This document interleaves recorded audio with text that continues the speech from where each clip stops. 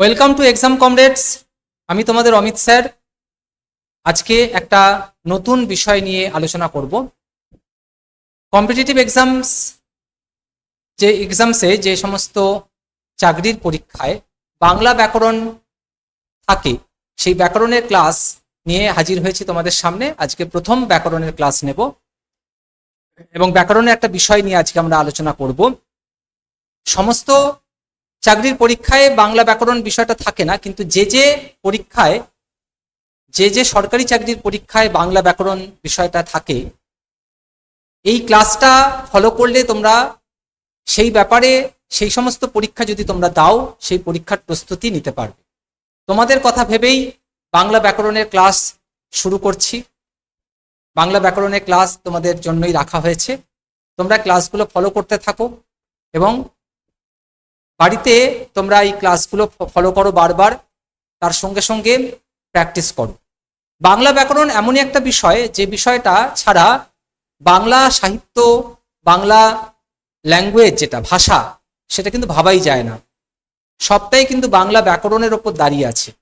একরকম বলতে পারো বাংলা ভাষার ভিত হচ্ছে বাংলা ব্যাকরণ। তাই ব্যাকরণটা আমাদের ভালোভাবে শিখতে হবে, পুঙ্খানুপুঙ্খভাবে শিখতে হবে। সেই বাংলা ব্যাকরণ যাতে তোমাদের কাছে ভয়ের কারণ না হয়, তোমরা যাতে পরীক্ষা দিতে গিয়ে যাতে ভয় না পাও, ব্যাকরণের ভীতি একটা অনেকেরই আছে, সেই ভয়টা যাতে না লাগে, সেই ভয়টা কাটানোর জন্যই তোমাদের জন্য ভাবা হয়েছে এই বাংলা ব্যাকরণের ক্লাস। তাই বাংলা ব্যাকরণের ক্লাসে একটা নতুন বিষয় একেবারে শুরু থেকে আমরা শুরু করছি। শূন্য থেকে শুরুর কথা যেটা আমরা বলছি, সেখান থেকেই প্রতিটা বিষয় আলোচনা করা হচ্ছে। আমি তোমাদের মেন্সের ক্লাস নিচ্ছি, তার সঙ্গে সঙ্গে ব্যাকরণের ক্লাসটাও তোমরা ফলো করতে থাকো।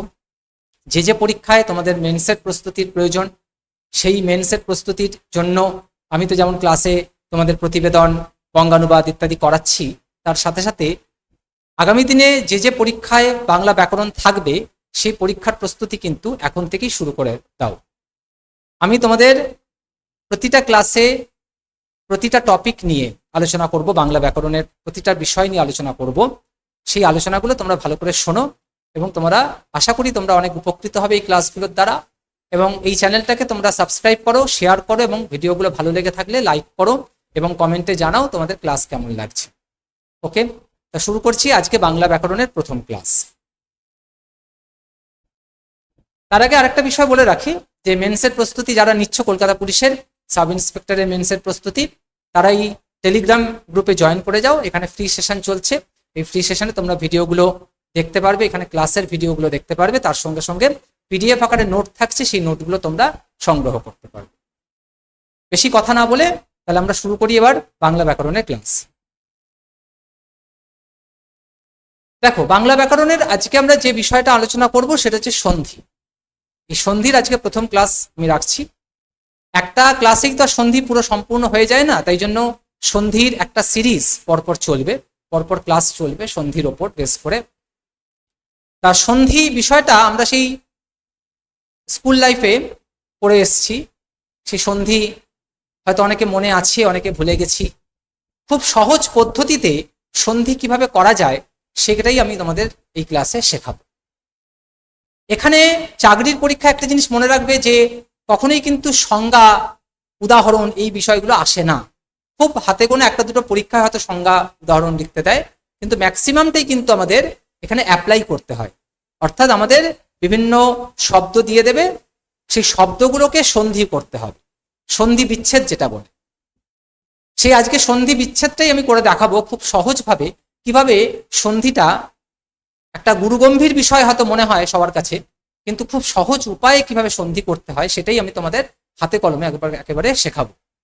তা এই শেখানোর আগে সন্ধি বিষয়ে একটুখানি জানতে হবে। এখানে কিন্তু আমরা কখনোই তোমরা ভাববে না যে আমি তোমাদেরকে একেবারে সেই সংজ্ঞা ধরে আলোচনা করাচ্ছি, একেবারেই নয়। সবটাই কিন্তু অ্যাপ্লিকেবল, অর্থাৎ অ্যাপ্লাই করব আমরা খুব সহজে কম সময়ের মধ্যে কি করে সন্ধি করতে হয়, সেই ট্রিক্সটাও আমি শেখাবো এই ক্লাসে। কিন্তু এই সন্ধি তো প্রথমেই তো ট্রিক্সে যাওয়া যায় না, শুরুতে একটুখানি সন্ধি সম্পর্কে কিছু বলতে হয়। সেই আলোচনাটা আমি ক্লাসে শুরুতেই করছি। তাই সন্ধি মানে হচ্ছে, সন্ধি শব্দের অর্থ মিলন, এবার এই মিলনটা কিসে কিসে মিলন? বর্ণে বর্ণে মিলন। এই সন্ধি করার আগে দুটো বিষয় আগে আমাদের জেনে রাখতে হবে, সেটা হচ্ছে যে বর্ণ এবং ধ্বনি, এই দুটোর মধ্যে তফাৎটা বুঝতাম। ধ্বনি হচ্ছে বাকযন্ত্রের স্বল্পতম প্রয়াসে একটা শব্দের যতটুকু অংশ আমরা উচ্চারণ করি সেটাই হচ্ছে ধ্বনি, অর্থাৎ মুখের কথা যেটা আমি বলছি সেটাই হচ্ছে ধ্বনি। ধ্বনি হচ্ছে ভাষার মুখ্য রূপ, আর লিখিত রূপটাই হচ্ছে বর্ণ, অর্থাৎ যখন এই ধ্বনিটাই যখন আমরা লিখছি তখন সেটাই হয়ে যাচ্ছে বর্ণ। এবার এই সন্ধিতে বর্ণে বর্ণে মিলন বা ধ্বনিতে ধ্বনিতে মিলন, এটাই কিন্তু প্রথম কথা। সেই কারণেই সন্ধির শব্দের অর্থ হচ্ছে মিলন। এবার কি আছে? পাশাপাশি দুটি ধ্বনির মিলনকে বলে সন্ধি, এটা হচ্ছে সন্ধির সংজ্ঞা। পাশাপাশি দুটি ধ্বনির মিলনকে বলা হচ্ছে সন্ধি। সন্ধিতে শুধুমাত্র ধ্বনির মিলনই যে হয় তা নয়, ধ্বনির পরিবর্তন ঘটে, ধ্বনির আগম, আগম মানে হচ্ছে আগমন, ধ্বনি আসছে সেটাকে ধ্বনির আগম বলা হয় ব্যাকরণের ভাষা। কিংবা ধ্বনি লোপ পায়, ধ্বনি কখনো আসে কখনো লোপ পায়, কখনো ধ্বনির পরিবর্তন। শুধুমাত্র ধ্বনির সঙ্গে ধ্বনির যে মিলন হচ্ছে তা না, ধ্বনির সঙ্গে ধ্বনির মিলন হয় একটা অন্য ধ্বনি পরিণত হচ্ছে, অন্য ধ্বনি একটা আসছে বা অন্য কোনো ধ্বনি লোপ পাচ্ছে। সন্ধির ফলে কি হয় না, ভাষাটা সাবলীল হয়, বলিষ্ঠ হয়, মধুর হয় এবং সুখপাঠ্য হয়। অর্থাৎ সন্ধি যখন আমরা ব্যবহার করছি তখন ভাষাটাকে আরো বেশি ভালো করে তুলছে, মধুর করে তুলছে এবং সুখপাঠ্য করে তুলছে। নেক্সট, এখানে দেখা রয়েছে সন্ধিকে কয় ভাগে ভাগ করা যায়, মানে সন্ধির প্রকারভেদ। সন্ধির একটা ট্রি চার্ট এখানে করেছি আমি। সন্ধিকে দুভাগে ভাগ করা হয়েছে, সংস্কৃত বা তৎসম সন্ধি আর হচ্ছে খাঁটি বাংলা সন্ধি। এবার এই সংস্কৃত বা তৎসম, এই তৎসম কথাটা আমাদের একটু নতুন ঠেকছে। তৎসম কথাটা কি? এই যে তৎসম, এটা মানে হচ্ছে তৎ কথার অর্থ হচ্ছে সংস্কৃত, আর সম মানে হচ্ছে জাত। তাহলে সংস্কৃত থেকে জাত, সংস্কৃত থেকে উৎপত্তি লাভ করলেই তাকে আমরা বলি তৎসম শব্দ। সংস্কৃত থেকে যে সমস্ত শব্দ বাংলা শব্দ ভাণ্ডারে এসছে তাকে বলছি আমরা তৎসম শব্দ। যেমন পিতা, মাতা, চন্দ্র, সূর্য, বৃক্ষ, এগুলো সব হচ্ছে সংস্কৃত থেকে জাত শব্দ। নদী, কারণ এই শব্দগুলো আমরা যারা সংস্কৃত পড়ে এসছি ক্লাস 7-8-এ তারা জানি যে এই শব্দগুলো কিন্তু আমাদের সংস্কৃত বইতে থাকে, শব্দরূপ পড়তে হয় সেখানে, শব্দরূপ এবং ধাতুরূপ। ধাতুটা আসে ক্রিয়া থেকে, ক্রিয়াপদ থেকে, আর শব্দটা হচ্ছে আমরা যে শব্দগুলো ব্যবহার করছি সেগুলো। সেই শব্দরূপে আমরা কিন্তু এই নদী, পিতা, মাতা এই শব্দগুলো পাবো। তার মানে এটা সংস্কৃত থেকে জাত হয়েছে, সংস্কৃত থেকে উৎপত্তি লাভ করেছে। সেই কারণে আমরা তৎসম কথাটা ব্যবহার করছি, অর্থাৎ সংস্কৃত বা তৎসম সন্ধি, এটা এক প্রকার সন্ধি। আর একটা হচ্ছে খাঁটি বাংলা সন্ধি, যেটা পুরোপুরি বাংলা, যেটা বাংলা ভাষাতেই ব্যবহার করা হয়, কোনো কিছু থেকে সেটা কিন্তু আসেনি, কোনো সংস্কৃত ভাষা থেকে সেটা আসেনি। এবার এই সংস্কৃত বা তৎসম সন্ধির আবার তিনটে ভাগ আছে, একটা হচ্ছে স্বরসন্ধি, ব্যঞ্জন সন্ধি এবং বিসর্গ সন্ধি। আর খাঁটি বাংলা সন্ধিতে কিন্তু বিসর্গ সন্ধি বলে কিছু হয় না, এখানে মাত্র দুটি আছে ভাগ, স্বরসন্ধি আর হচ্ছে ব্যঞ্জন। এইবার এইগুলো বিষয় আমরা জানব। স্বরসন্ধির সঙ্গে, আচ্ছা এটাকে এখানে একটুখানি বলে দিই, স্বরধ্বনির সঙ্গে,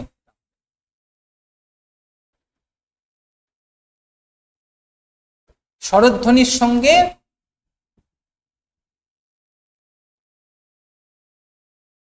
স্বরধ্বনির মিলনকে বলা হয় স্বরসন্ধি। স্বরধ্বনির সঙ্গে স্বরধ্বনির মিলন, পাশাপাশি অবস্থিত স্বর ব্যঞ্জন, মানে এটার সঙ্গে যুক্ত হচ্ছে, আবার ব্যঞ্জন ও স্বর এটার সঙ্গে যুক্ত হতে স্বরধ্বনি এবং ব্যঞ্জন ধ্বনির সঙ্গে মিলন ঘটছে, ব্যঞ্জন ধ্বনির সঙ্গে স্বরধ্বনির মিলন ঘটছে, আবার ব্যঞ্জন ধ্বনির সঙ্গে ব্যঞ্জন ধ্বনির মিলন ঘটছে, তাকে আমরা বলছি, তার ফলে যে সন্ধি হচ্ছে সেটাকে বলছি ব্যঞ্জন সন্ধি। তাহলে স্বরধ্বনির সঙ্গে স্বরধ্বনির মিলনে যে সন্ধি তাকে স্বরসন্ধি বলা হচ্ছে, আর স্বর ও ব্যঞ্জনের সঙ্গে মিলন ব্যঞ্জনের সঙ্গে স্বরের মিলন, ব্যঞ্জনের সঙ্গে ব্যঞ্জনের মিলন, এই তিনটের ফলে যে সন্ধিটা হচ্ছে তাকে আমরা বলছি ব্যঞ্জন সন্ধি। বোঝা গেল? স্বরসন্ধিতে কিন্তু আর অন্য কোনো ধ্বনি থাকছে না, শুধু স্বরধ্বনির সঙ্গে স্বরধ্বনির মিলন হচ্ছে। কিন্তু ব্যঞ্জন সন্ধিতে কিন্তু একবার স্বরের সঙ্গে ব্যঞ্জনের, একবার ব্যঞ্জনের সঙ্গে স্বরের, অথবা ব্যঞ্জনের সঙ্গে ব্যঞ্জনের, দুটোর ফলে যে সন্ধি করছে তাকে আমরা বলছি ব্যঞ্জন সন্ধি। এবার বিসর্গ সন্ধি, সেটা হচ্ছে বিসর্গের সঙ্গে, বিসর্গ চিহ্ন আমরা জানি সবাই, এইরকম চিহ্ন দেওয়া হয় বিসর্গ।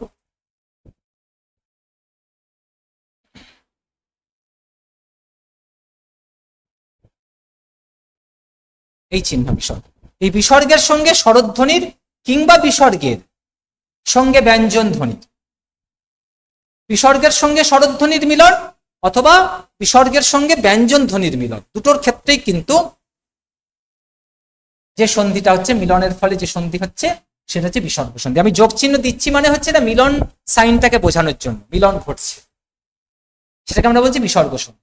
তাহলে স্বরজ সন্ধি, ব্যঞ্জন সন্ধি এবং বিসর্গ সন্ধি, এই বিষয়টা বোঝা গেল, ক্লিয়ার হয়েছে আশা করি। এবার আমরা যাব এক্সাম্পল।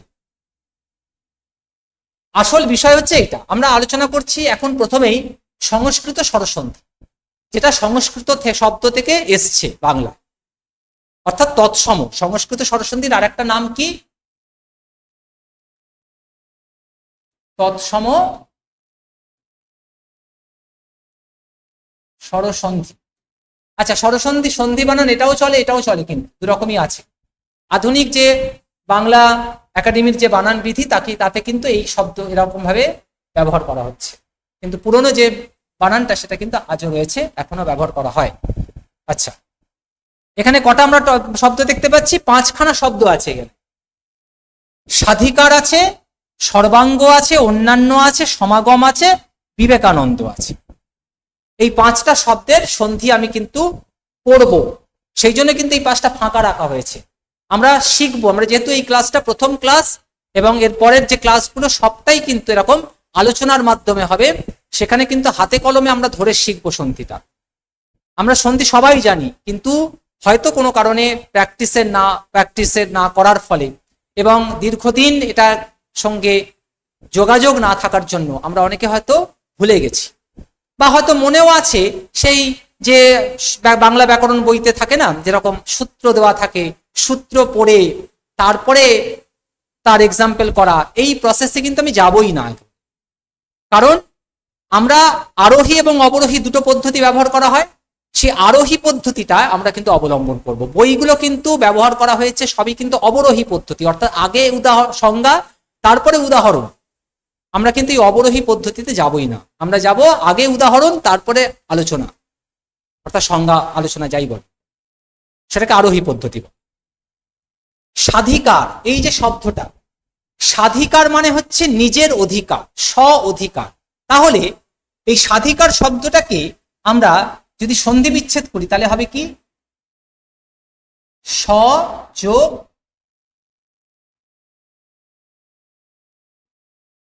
অধিকার। ঠিক আছে, আমি ক্লাসের শুরুতেই বলেছিলাম যে আমরা পুরোপুরি হাতে কলমে ধরে একেবারে গোড়া থেকে শিখবো সন্ধিটা। সেই কারণে আমরা যে রুলসটা, এটা সব সন্ধি কিন্তু রুলস ফলো করে চলে, রুলস ছাড়া কিন্তু কোনো কিছুই হয় না। তাই রুলসটা কিন্তু আমরা সন্ধি বিচ্ছেদ করার পর শিখবো, কখনোই কিন্তু আগে রুলসটা মানবো, মাথায় রাখবো না। তার কারণ অনেক রুলস আছে, অনেক এরকম সূত্র রয়েছে, সব সূত্র যদি আমরা মুখস্থ করতে যাই তাহলে কিন্তু আমরা ভুলে যাব, আমাদের সঠিক সময়ে সূত্র মনেও পড়বে না, আর আমরা পরীক্ষায় করে আসতে পারবো, মানে সন্ধিটা ঠিকঠাক ভাবে করে আসতে পারবো না, ভুল হওয়ার সম্ভাবনা থাকবে। সেই কারণে আগে সন্ধি বিচ্ছেদ করব, তারপরে সূত্র শিখব। দেখো, এই যে স্বাধিকার শব্দটা আছে, এই যে স যোগ অধিকার, এইবার এই দুটো ধ্বনি কিন্তু এই দুপাশে রয়েছে, এই দুটো ধ্বনি বা বর্ণের মিলন ঘটছে কিন্তু সন্ধিতে। তাহলে এই স এর পরে কিছু নেই মানে কি আছে? স উচ্চারণ করছে, মানে একটা লাস্টে অ উচ্চারণ হচ্ছে, তাহলে এখানে আছে অ, এই অ ধ্বনিটা রয়েছে। তারপরে এই অধিকারের, দেখো প্রথমে অধিকার শব্দের প্রথমেই অ আছে, তার মানে এই অটা লিখি এখানে।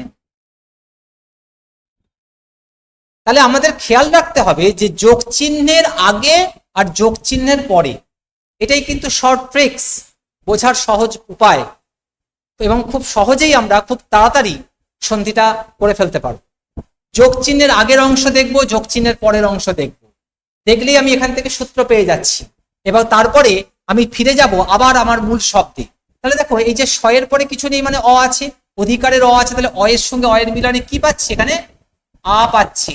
আটা কোথায় পাবো, এই দেখো এই যে সা, দেখতে পাচ্ছ এই শব্দের মধ্যে যে আকারটা রয়েছে, তার মানে এই স এরপরে কিছু নেই মানে একটা উচ্চারণ হচ্ছে অ, এই জন্য অধ্বনি লিখলাম, আর অধিকারের এই অধ্বনি লিখলাম, তাহলে অ আর অ এর সঙ্গে মিলনে কি পাচ্ছি, আ পাচ্ছি। এই আটা আমার মূল শব্দের এই যে আকার হিসাবে রয়েছে।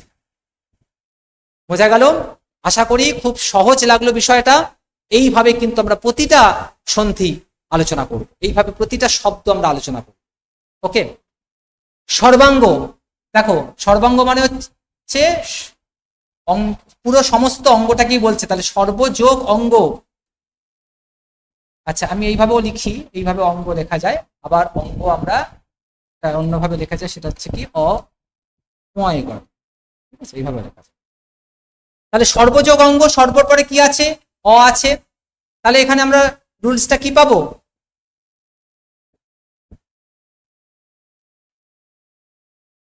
রুলসটা তাহলে কি আছে, এখানে এখানে অ আছে, এখানেও এই অ আছে, তাহলে অ যোগ অ সমান আ, তাহলে এগুলো একই রকম সব আছে, এই যে আকার আ হলো। অন্যান্য, এটাও তাই, অন্য যোগ অন্য, এখানেও দুটো অয়ের মিলনে আ হয়েছে, যে আকার, একই রুলস। সমাগম, আচ্ছা সমাগমটা যেটা আমরা করব, সমযুক্ত আগম, সমযুক্ত আগম, সম যোগ আগম, এটাও একই রুলসের মধ্যে পড়ে যাচ্ছে। বিবেকানন্দ,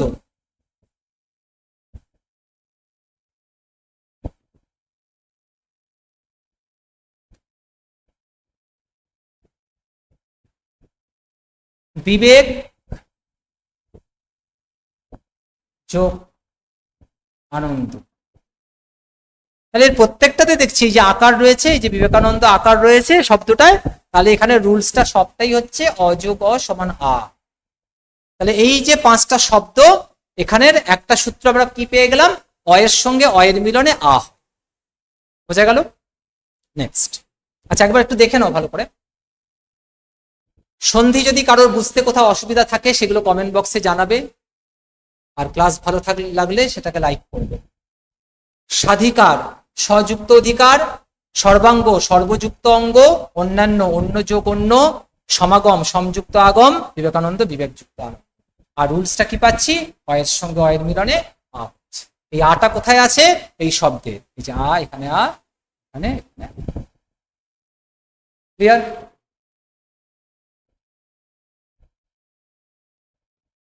নেক্সট, সিংহাসন, যথার্থ, ভাষান্তর, বিদ্যালয়, পরীক্ষাগার, এখানে এই পাঁচটা শব্দ আমরা করব,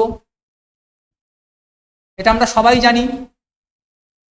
সিংহ যোগ আসন, সিংহাসন, সিংহ যোগ আসন, এখানে কি পাচ্ছি আমরা, অ প্লাস অ আ, সরি অ প্লাস আ সমান আ, এই যে আকার। তাহলে অয়ের সঙ্গে অয়ের মিলনে আকার হয়, আবার অয়ের সঙ্গে আয়ের মিলনে আকার হচ্ছে। যথার্থ, যথা যোগ অর্থ, এখানে আবার কি পাচ্ছি, যথা, এই দেখো আকার আছে, আর অর্থের অ আছে। আমি বলেই রেখেছিলাম যে যোগ চিহ্নের আগের শব্দ দেখবো, যোগ চিহ্নের পরের শব্দ দেখবো, যোগ চিহ্নের আগের শব্দের শেষে আর যোগ চিহ্নের পরের শব্দের প্রথমে কিন্তু এর সূত্র লুকিয়ে আছে।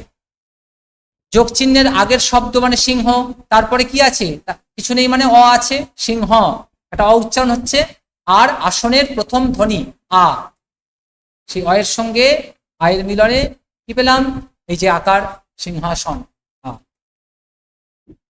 বোঝা গেল? যথার্থতে কি আছে, এই যে আকার আছে, অর্থের অ, তার মানে আ যোগ অ সমান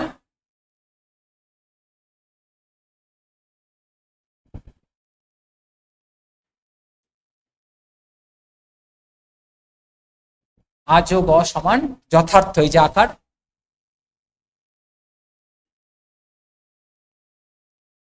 বোঝা গেল? ভাষান্তর, ভাষা যোগ অন্তর। তোমরা হয়তো ভাবছো যে আমি কি করে সন্ধি বিচ্ছেদগুলো খুব তাড়াতাড়ি অনায়াসে করে ফেলছি। ব্যাপারটা হচ্ছে প্র্যাকটিস। প্র্যাকটিস এবং যত তোমরা প্রস্তুত মানে অনুশীলন করবে যে কোনো বিষয়, সে খেলা হোক পড়াশোনা হোক, যে কোনো, যত প্র্যাকটিস করবে তত কিন্তু এগুলো সম্পর্কে তোমাদের ধারণা তৈরি হবে এবং মাথায় থাকবে বিষয়। সেই জন্য আমি কিন্তু আজকে খুব সহজে তোমাদের সামনে এই সন্ধি বিচ্ছেদগুলো চটপট করে ফেলছি এবং তার রুলস গুলো বলে ফেলছি। তোমরাও প্র্যাকটিস করো, তোমরাও এরকম ভাবে করতে পারবে। আচ্ছা, ভাষা যোগ অন্তর। ভাষা দেখো লাস্টে আকার আছে, অন্তরের অ আছে, তাহলে কি হবে? একই রুলস, আ প্লাস অ সমান আ। আর লিখলাম না, একই রুলস, ভাষা যোগ অন্তর, আ যোগ অ সমান আ, এই যে আকার। বিদ্যালয়, বিদ্যাযুক্ত আলয়। এখানে দেখো আবার কি হলো, আয়ের সঙ্গে আয়ের মিলনে আকার হলো, এই যে আকার, ঠিক আছে? তাহলে বিদ্যার শব্দের এই যে লাস্টে আকার আর আলয় শব্দের প্রথমে আকার, তাহলে যোগ চিহ্নের প্রথম শব্দের শেষ ধ্বনি আর যোগ চিহ্নের পরের শব্দের প্রথম ধ্বনি, এই দুটো জায়গায় কিন্তু রুলস পেয়ে যাব। এটা হচ্ছে শর্ট ট্রিক্স, খুব সহজ উপায়ে চট জলদি যে কোনো সন্ধি তোমরা এইভাবে করতে পারো। পরীক্ষাগার, পরীক্ষাযুক্ত আগার, এখানেও একই রুলস ফলো করছে। এবার একটা বিষয় বলে রাখি, পরীক্ষায় কিভাবে আসবে প্রশ্ন। পরীক্ষায় এরকম শব্দ তুলে দেবেন, তার সন্ধি বিচ্ছেদ করতে হতে পারে। সিংহাসন, এখন তো সব অপশন বেস থাকছে, অপশন থাকছে, এগুলো অপশানে থাকবে, সেই অপশন দেখে আমরা করব।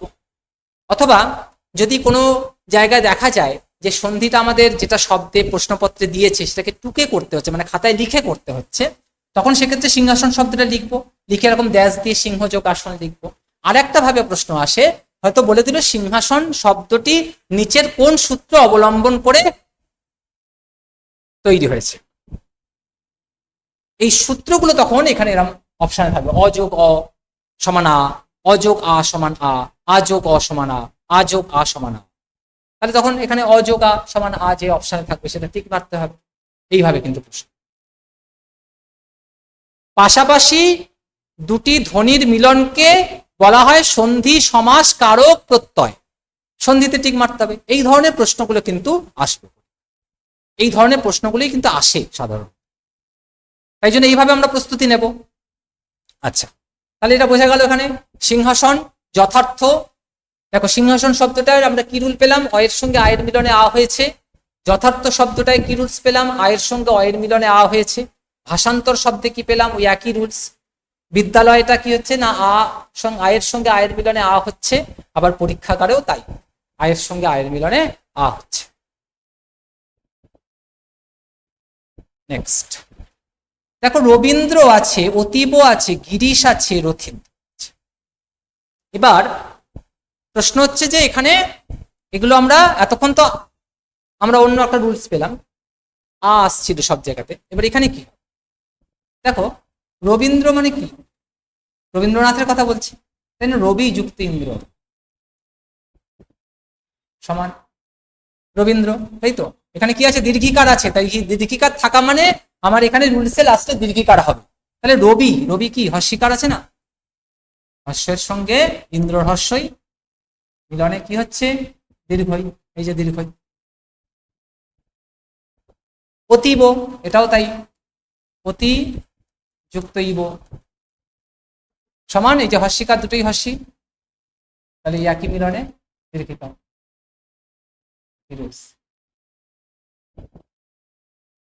এই যে দীর্ঘিকার আছে। গিরিশ, এখান থেকে একটু চেঞ্জ হয়ে গেল, এই যে গিরি, ইস শব্দটা কি, দীর্ঘই তালবস্য, তাহলে এখানে হস্যিকার এখানে দীর্ঘিকার, তাহলে হস্যই যোগ দীর্ঘই সমান দীর্ঘই। এই যে দীর্ঘী আছে, বোঝা গেল?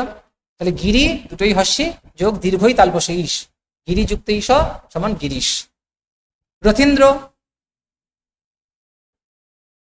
আচ্ছা রথি বানান কি এই হবে? একেবারেই নয়। তাহলে আমরা কি লিখবো? রথ হয় দীর্ঘী, রথি, মাঝখানে দীর্ঘিকার আছে, রথি যুক্ত ইন্দ্র, ইন্দ্র বানান তো জানি হস্যিকার হয়, তাই তো? তাহলে রথি দীর্ঘী হস্যই। দেখো এখন যতই বলুক না কেন হস্যই দীর্ঘই কোনো ব্যাপার নেই। এখন যে বাংলা আধুনিক যে বানান বিধি হয়েছে তাতে হস্যই দীর্ঘই, হস্যও দীর্ঘ যেমন খুশি আমরা ব্যবহার করছি। কিন্তু আমরা যারা প্রকৃত ব্যাকরণটা শিখে ব্যবহার করছি, প্রকৃত ব্যাকরণটা শিখে যারা আমরা পড়ছি বা ক্লাস নিচ্ছি, তারা কিন্তু অন্তত এই দিকটা একটু খেয়াল রাখবো যে হস্যই দীর্ঘই এবং হস্যও দীর্ঘও কোথায় ব্যবহার করবে। আদৌ কি যে কোনো জায়গায় ব্যবহার করে যে আমি বলবো কিন্তু কখনোই নয়, সঠিক জায়গায় কিন্তু এগুলো ব্যবহার করতে হবে। যেমন আমি লিখতে গিয়ে এটা কিন্তু চোখ আমাদের বলবে যে আমি ঠিক লিখছি না ভুল লিখছি। দেখো যখন রথি শব্দটা লিখছিলাম আমি ইচ্ছাকৃত ভাবেই লিখেছি, এটা রথি হস্যিকার দিয়েছিলাম না, দেখো আমার কিন্তু চোখ বলে দিল যে এটা হস্যিকার হবে না, দীর্ঘইকার করো। রথি কিন্তু দেখো এই যে রথি বানানটা রথ হয় হস্যি আর আমি লিখছি রথ হয় দীর্ঘি, দুটোর মধ্যে দেখো দেখলেই বোঝা যাবে যে কোনটা সঠিক। এটা কি যত আমরা প্র্যাকটিস করব তত আমাদের চোখ তৈরি হবে এবং চোখটা আমাদের বলে দেবে যে কোনটা তুমি সঠিক লিখছো কোনটা ভুল।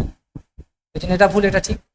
তাই জন্য রথি যুক্ত ইন্দ্র সমান কি হবে? তাহলে আমরা কি পাচ্ছি এখানে দীর্ঘই যোগ হস্যই সমান দীর্ঘই, এই যে দীর্ঘই আছে। তাহলে আশা করি ভালো লাগছে ক্লাসটা। আমরা খুব সহজভাবে খুব তাড়াতাড়ি সন্ধিগুলো শিখছি কিভাবে, কারণ পরীক্ষার সময় একটা লিমিটেড টাইম থাকবে, সেই টাইমের মধ্যে আমাদের করতে হবে, তাই অত ভাবনার কিন্তু সময় নেই। তাই জন্য এখন থেকে যত আমরা প্রস্তুতি নেব ভালোভাবে, যত প্র্যাকটিস করব, পরীক্ষার হলে গিয়ে কিন্তু আমাদের ভাবতে হবে না, খুব সহজেই আমরা কিন্তু তাড়াতাড়ি চটজলদি ব্যাকরণটা করতে পারবো এবং নির্ভুল ভাবে। দেখো একবার দেখে নাও, রবীন্দ্র অতীব এই দুটো জায়গা, এই দুটো শব্দে আর কি, এই দুটো শব্দে আমরা একই রুলস পেলাম, হস্যের সঙ্গে হস্যের মিলনে দীর্ঘই হয়েছে। গিরিশে দেখো রুলটা পাচ্ছি কি হস্যই যোগ দীর্ঘই সমান দীর্ঘই, আর রথীন্দ্রতে পাচ্ছি আবার এটাই একটু স্থান পরিবর্তন করেছে আর কি, দীর্ঘই যোগ হস্যই সমান দীর্ঘ। বোঝা গেল? নেক্সট সুধীন্দ্র পৃথ্বীশ নারীশ্বর। আচ্ছা আমি একটু ব্যাকে যাচ্ছি আরেকবার। দেখো একটা জিনিস মনে রাখবে, একটু আমি এটাকে আরো সহজ করার চেষ্টা করছি। গিরিশ শব্দটা দেখো লাস্টে প্রথমে হস্যই আছে তারপরে দীর্ঘই আছে, সেই কারণে কিন্তু দেখো প্রথমে দুটোই কিন্তু হস্যইকার হলো, তারপরে দীর্ঘিকার দেখো মাঝে যেহেতু আছে পরেরটা হলো। রথীন্দ্রতে দেখো মাঝখানে দীর্ঘিকার আছে, কোনো হস্যিকারের ব্যাপার নেই, সেই কারণে কিন্তু রথি দীর্ঘিকার। তারপরে কিন্তু ইন্দ্র, রথীন্দ্র, যখন ইন্দ্র কথাটা বলছি তখন কিন্তু হস্যই হচ্ছে। এখানে দেখো সুধীন্দ্র ঠিক একই রকম ভাবে, তাহলে রথি লিখেছিলাম রথ হয় দীর্ঘি, সুধি কি লিখবো? সুধি যুক্ত ইন্দ্র, কারণ ইন্দ্র শব্দটা যখন আমরা ব্যবহার করছি তখন কিন্তু ইন্দ্র হস্যইকারী হয়, দীর্ঘিকার কিন্তু হয় না, সেই জন্য সুধি যোগ ইন্দ্র, তাহলে দীর্ঘই এর সঙ্গে মিলনে হস্যইকার, দীর্ঘই আর হস্যই দুটোর মিলনে আমরা কি পাচ্ছি? দীর্ঘই পাচ্ছি।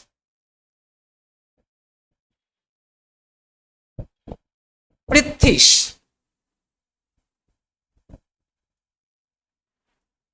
পৃথ্বী যুক্ত ঈশ বা ঈশ, দীর্ঘিকার আছে, তাহলে এখানেও দীর্ঘিকার এখানে দীর্ঘিকার, তাহলে দুটোই দীর্ঘি, তার মিলনে কি হয়েছে? দীর্ঘই হয়েছে। আবার নারীশ্বর, নারী শব্দ হচ্ছে রয় দীর্ঘি, স্ত্রীলিঙ্গবাচক শব্দ মানেই হচ্ছে লাস্টের ইটা দীর্ঘিকার হয়,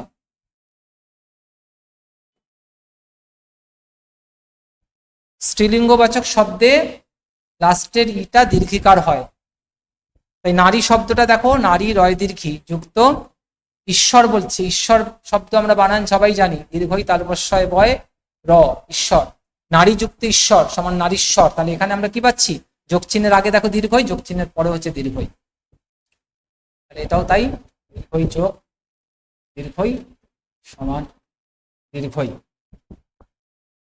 বোঝা গেল? তাহলে এই রুলস গুলো আমরা শিখে নিলাম যে দীর্ঘের সঙ্গে হর্ষের মিলনে দীর্ঘই হয়, দীর্ঘের সঙ্গে দীর্ঘের মিলনে দীর্ঘই হয়, দীর্ঘ আবার হচ্ছে তার আগে আমরা শিখলাম আর একটা কি, যে হর্ষের সঙ্গে দীর্ঘের মিলনে দীর্ঘই, দীর্ঘের সঙ্গে হর্ষের মিলনে দীর্ঘই, আবার হর্ষের সঙ্গে হর্ষের মিলনে দীর্ঘই। বোঝা গেল আজকের সন্ধির এই প্রথম ক্লাস। সন্ধি কিন্তু এবার পরপর চলবে, কয়েকটা ক্লাসে আমরা আলোচনা করব সন্ধি, পুরো সিরিজটা একটা পরপর প্রতিটা ক্লাসে আমরা আলোচনা করব। তোমরা একটু ধরে ধরে ধীরে সুস্থে ভালোভাবে শেখো। আমি তোমাদের ক্লাসে আলোচনা করছি সন্ধিগুলো খুব সহজ পদ্ধতিতে, কিভাবে তাড়াতাড়ি সন্ধি করতে পারো সেই চেষ্টায় আছি, সেই লক্ষ্য নিয়ে এগোচ্ছি। আশা করি তোমরা এর দ্বারা উপকৃত হবে, তোমাদের ভালো লাগবে এবং তোমরা করতে পারবে। বাড়িতেও কিন্তু এগুলো প্র্যাকটিস করো এবং তোমাদের কাছে সন্ধিটা খুবই সহজ হয়ে উঠবে। যাই হোক, বাংলা ব্যাকরণের ক্লাস তো চলবেই, তার সঙ্গে সঙ্গে তোমরা কলকাতা পুলিশের মেন্সের প্রস্তুতিও নাও। এখন আপকামিং যে এক্সাম আছে কলকাতা পুলিশের মেন্সের পরীক্ষা, তার জন্য প্রস্তুতি নাও, তার জন্য আমি ক্লাস করাচ্ছি। জয়েন করো তোমরা টেলিগ্রাম গ্রুপে, এই টেলিগ্রাম গ্রুপে জয়েন করলে এখানকার যে ভিডিওগুলো আছে সেগুলো তোমরা দেখতে পারবে, তার সাথে সাথে পিডিএফ আকারের নোটগুলো তোমরা পেয়ে যাবে। সবটাই কিন্তু ফ্রি সেশন চলছে, ফ্রি অফ কস্টে পাবে। ঠিক আছে, তাহলে আজকের মতো এই অবধি থাকলো ব্যাকরণের ক্লাসে। নেক্সট ক্লাসে ব্যাকরণের আবার দেখা হচ্ছে তোমাদের সঙ্গে, ততক্ষণ পর্যন্ত এই অবধি থাকলো। ঠিক আছে, আসলাম।